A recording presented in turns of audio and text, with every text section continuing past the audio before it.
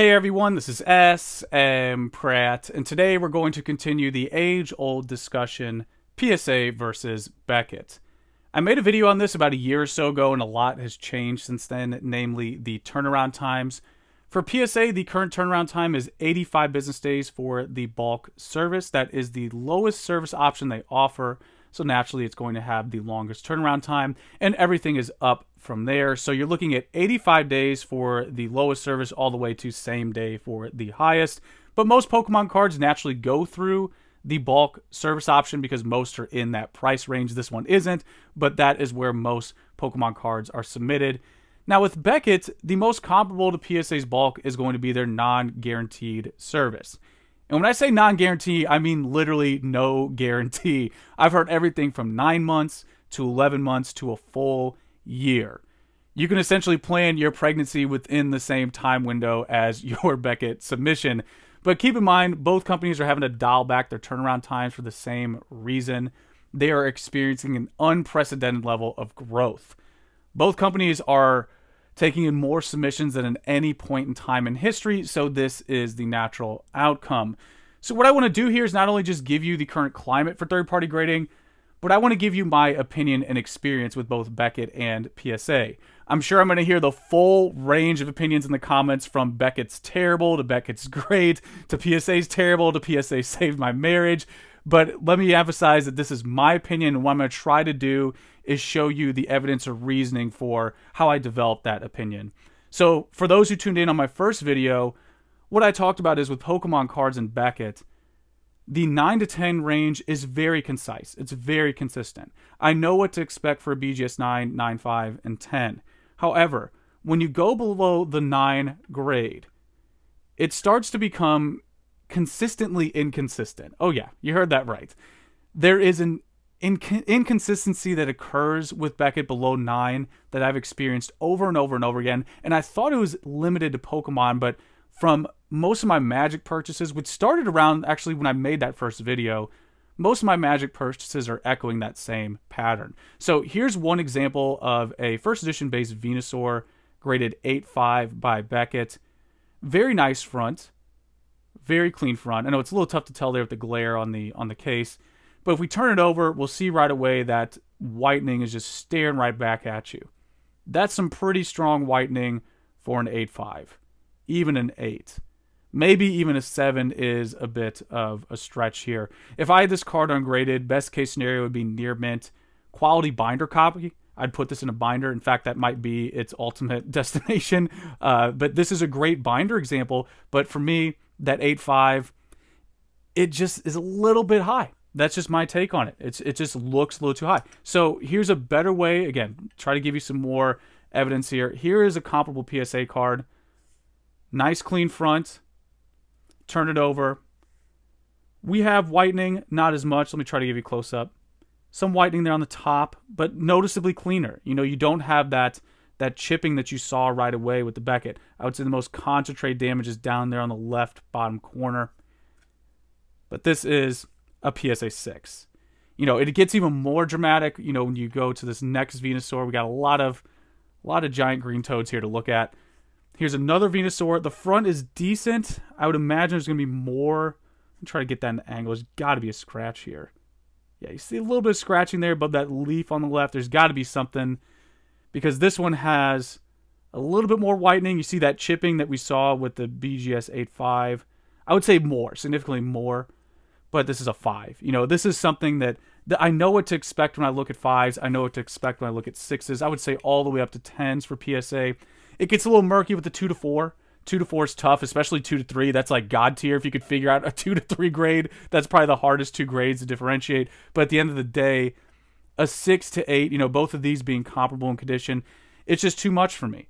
You know, the 2 grade discrepancy is just too much. I think if you look at all the extinct grading companies, you know, just pick random letters like SMP, XYZ, GMA. There's companies out there that went by the wayside, and the number one reason is they were consistently inconsistent. You know, they couldn't tighten that grade ratio.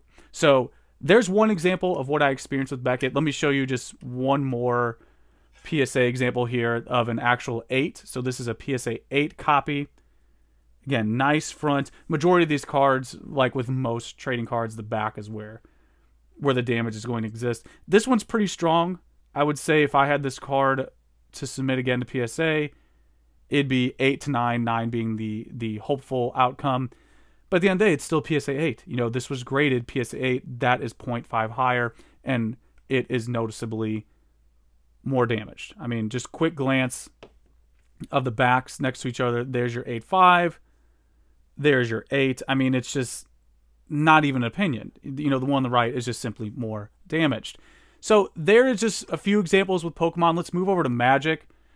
So I've been doing Magic since, like I said, since the last video I made, and the experience is very similar.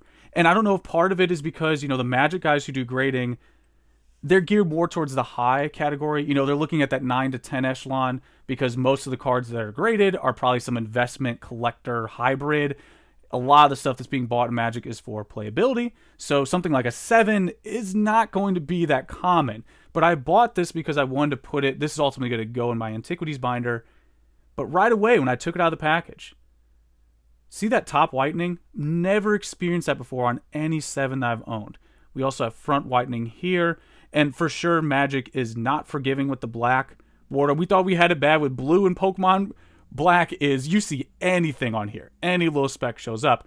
But with that said, this is a lot of front whitening. So you turn it over, and it's even worse. That top corner, that's almost fraying in the top corner.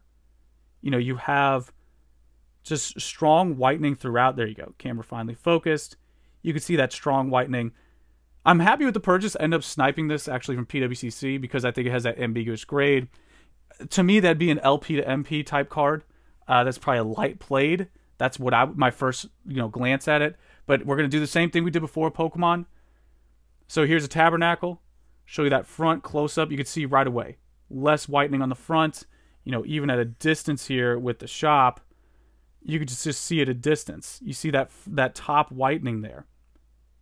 Even from this perspective. There's a lot less here on the Tabernacle. It's much cleaner.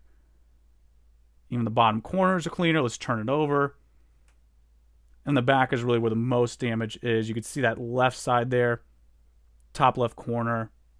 Bottom left as well. But at the end of the day, this is what PSA considers a 7. So this is going to be that parallel comparison here.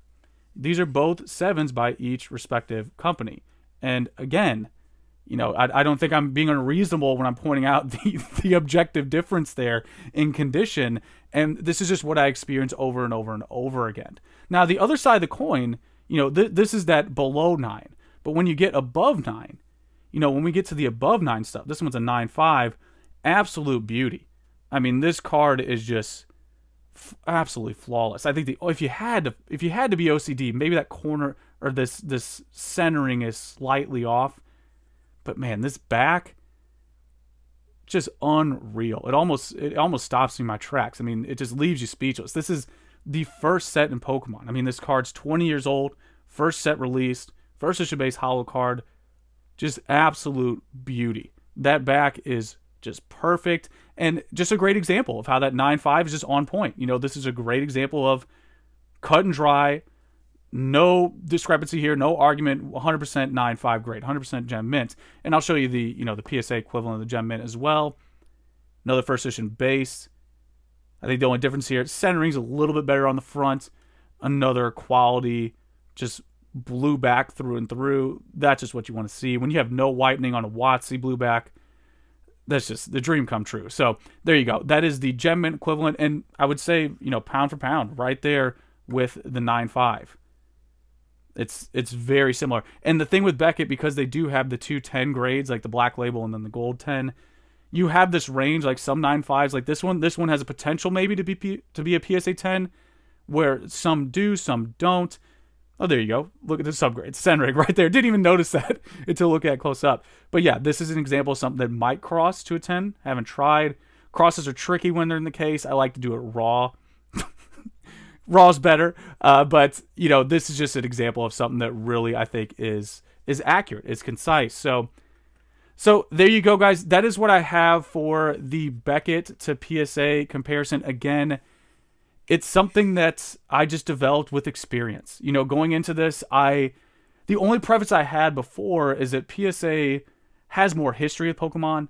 The Pokemon is just on the side of PSA, where Magic is definitely on the side of Beckett. You have PSA, here's the Tabernacle. We got a tab in PSA that, I know Rudy does some PSA as well with Magic, but most is for sure with Beckett.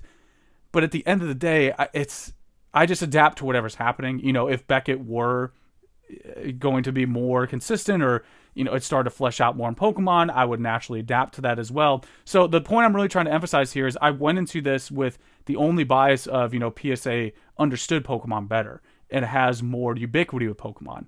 But also, as it currently stands, I think it's more consistent from the full grade range perspective. I plan on doing a full grade range of everything 1 to 10 so you can see that perspective, where with Beckett, to this date, I can't tell you what an 8 is, or a 7, or even, let's throw in this 6.5 here.